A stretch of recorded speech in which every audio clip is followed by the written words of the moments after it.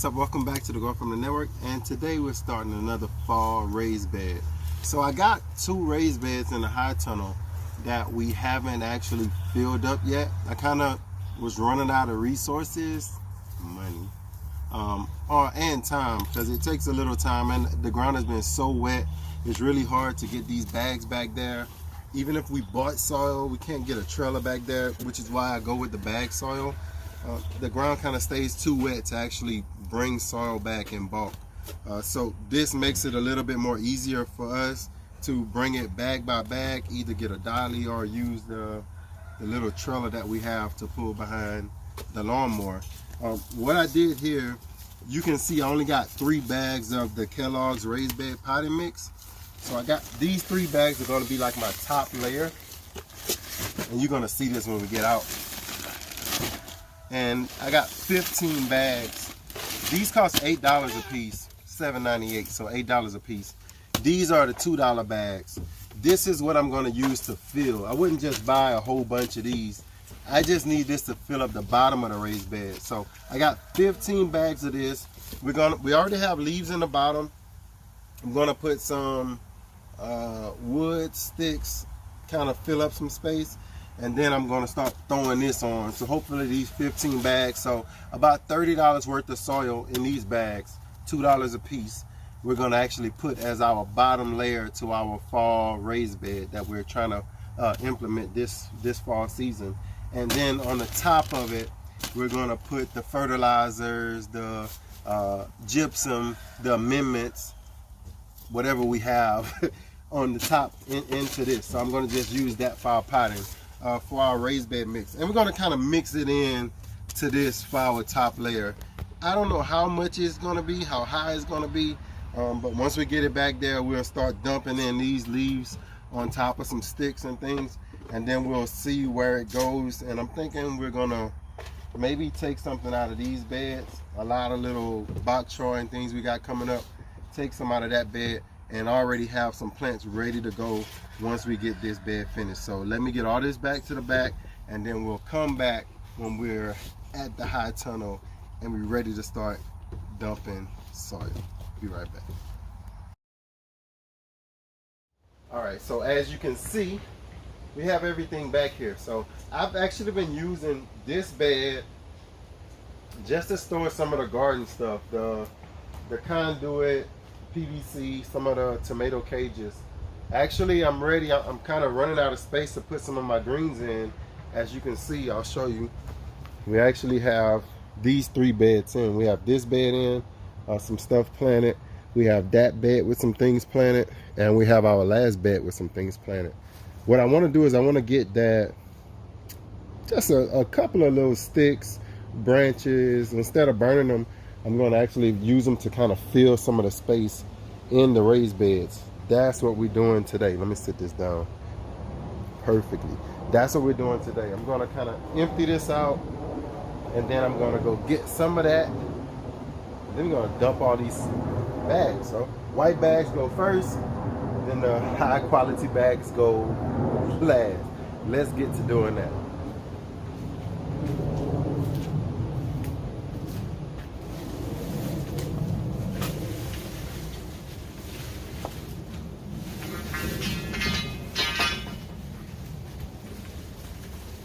All right, so as you can see, I've finally gotten everything out, and well, got a couple more little things. I actually got some netting down in here just to try to, supposed to have some netting down in here just to try to deter the crawfish from kind of digging up.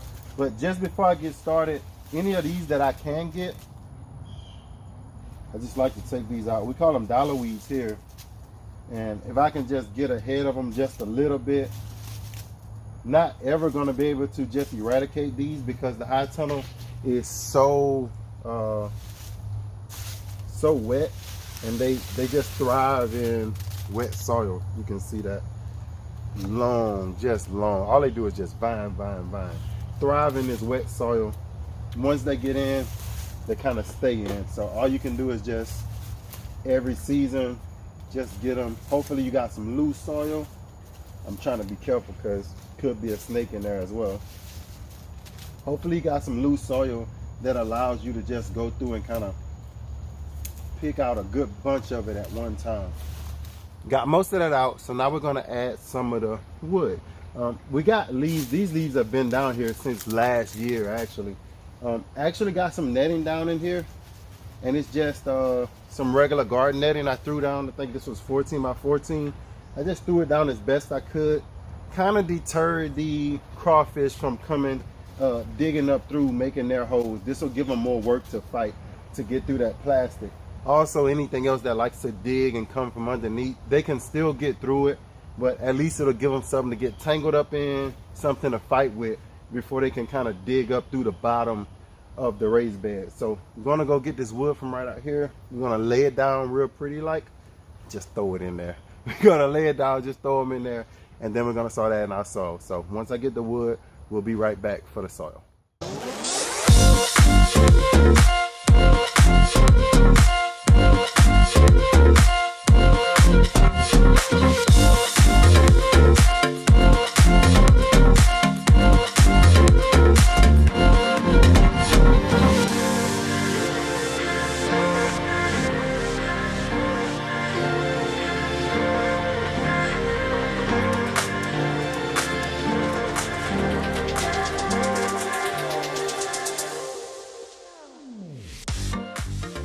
All right, so as you can see, I could put more, but you're just gonna have to add over and over. Not the wood, I'm not gonna add any wood, but I think this is a good enough level where I can start adding in the soil. This will not bring my soil level all the way up to the top. It's just a little extra organic material that your plants can use over time. As these things break down, your plant's roots will be able to access whatever nutrients or minerals may be in this rotten composted wood. Also, you're going to see a lot of fungi, a lot of that kind of material starting to spring up in your raised bed. Lots of different kind of mushrooms are going to spring up in your raised bed as a result of that material. So what we're going to do is we're going to start here, taking these bags, and real easy, you just got to start dumping. Bag after bag after bag. Hopefully I got enough, so we got 15 bags. I know people, environmental people, are gonna kill me on those bags, but sometimes my neighbor, if we get enough of them, he does have a recyclable trash can, but also sometimes if the bags hold up well enough, he actually reuses them to go get like manure and stuff. We can bag up some manure in those bags. So let me finish getting these down, and then I'll come back. I'm gonna put all these. These are just, I showed you already, didn't I? The cheap $2 bags. This is gonna be your soil base.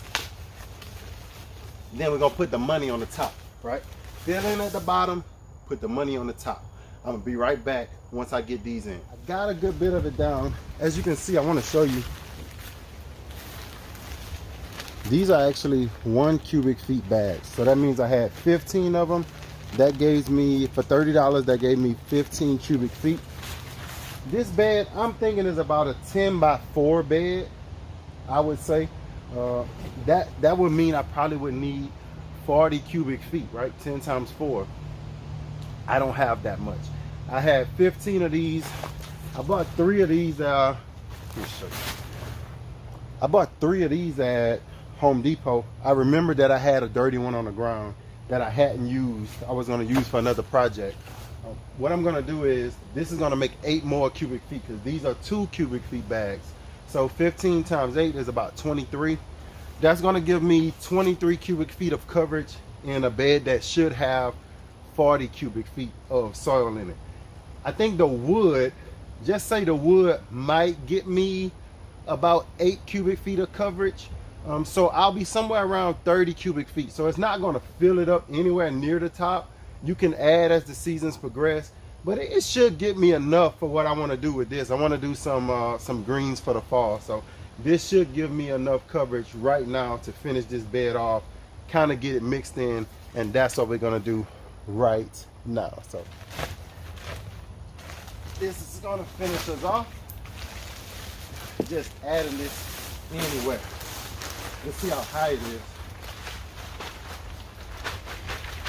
It's up pretty high. Right now, if you have some amendments, you can put it in. I have some. This is what I have. I bought the big bag this time. I think it's, yeah, 36-pound bag. I know y'all can see that. So I've been using this. Basically how I'm gonna do it, not really measuring, just giving it a little bit. The Kellogg's brand actually has some fertilizer in it already. I'm just adding in a little bit more. It actually has some peat moss, a lot of those things in it. Just let the dust settle a little bit before we attack it. And then you basically just go in, and now I just want to even this off. Using a good coarse rake helps you actually get through some of the chunks and mix it really, really good with that bottom topsoil, that compost and manure. This bag here was a little bit wet, so the chunks are going to be a little bit bigger, but still just mix it in. The dryness from the rest of the soil is going to pull that wet soil, kind of make it a little drier. But everything else is just a mixing process. So basically, in a 10-foot bed, I was able to put in just, what, 23 cubic feet of soil, and actually almost kind of fill it up perfectly to how we want it, how we need it. And of course, you know, we got liquid fertilizer to just give the plants a drink if they need it. And basically taking this good coarse rake, it'll help you get everything evened out. Find your low spots and even them out.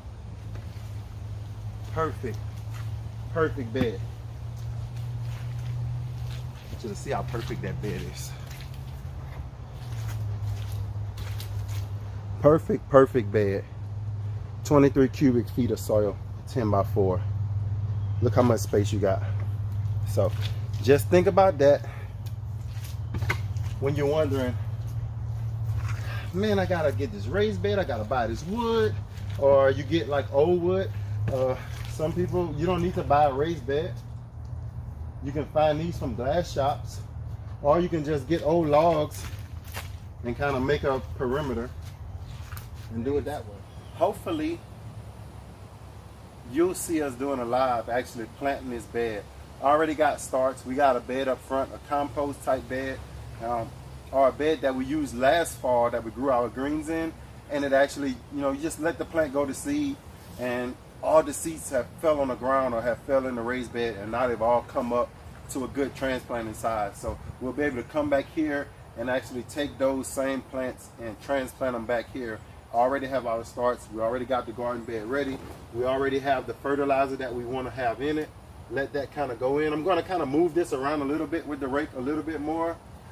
First thing I want to do is just get it even, and after that I'll come in. I'll probably put in some, we got gypsum, powdered gypsum, maybe a little lime. Just start adding your amendments on this part, on this phase. If you have vermiculite, perlite was already in this Kellogg soil. Look like some vermiculite too, maybe a little bit of it, but you can always add your own stuff. Make your soil how you want it. And basically, you got a raised bed that's probably going to last you a couple of years. I'm looking for it to last at least 2-3 years, hopefully, and we're hoping to get a lot of use out of this one. So next we got that back raised bed. Maybe I'll get that one done for the spring, or I might move it and just do 4 raised beds here and use that bed there, or use that area there for more fruit tree planting, because we got a lot of more fruit trees we want to get in the high tunnel. Because we got a lot of garden area here and behind the house and the front of the yard. We want to really maximize the space by just doing what we want to do, growing what we want to grow, growing the things we want to eat. And that's the beauty of having your own. That's the beauty of growing your own food, is you get to grow what you want to eat. So this is it. This is actually the full, final, complete bed. We actually put a little chicken wire around it because we got a rabbit problem back here. But you can see all of this came from seed. All of this came from last year's actual, we let some of the plants go to seed outside, and as they dropped and sprung up some seedlings, I actually watched this. If you watched the live a few weeks ago, you actually watched us actually plant these little transplants or seedlings. So everything on this side we actually just had from plants that went to seed. Everything on this side actually came from a nursery. It looks like ours actually doing a little bit better than the nursery plants. But that's it. That's kind of how you do it. You kind of watch this go through the progression of actually getting these beds installed. If you have a vole problem, take care of that at the beginning of planting your raised bed. That's like, you can put this under your raised bed. I do have a raised bed up to the front. I actually put some chicken wire under it. So you lay your chicken wire down first before you fill it in. And that means any kind of burrowing type of pests or animals, they're gonna have to burrow through this chicken wire in order to be able to get up in your bed. So that's one of the easy things or good things about being prepared up front. But that's it. Thank y'all for watching. I hope y'all enjoyed this raised bed tutorial presentation. Actually a real easy thing to do if you put the time in to just have fun and do it. So thank y'all for watching, and we'll see you on the next video. Peace.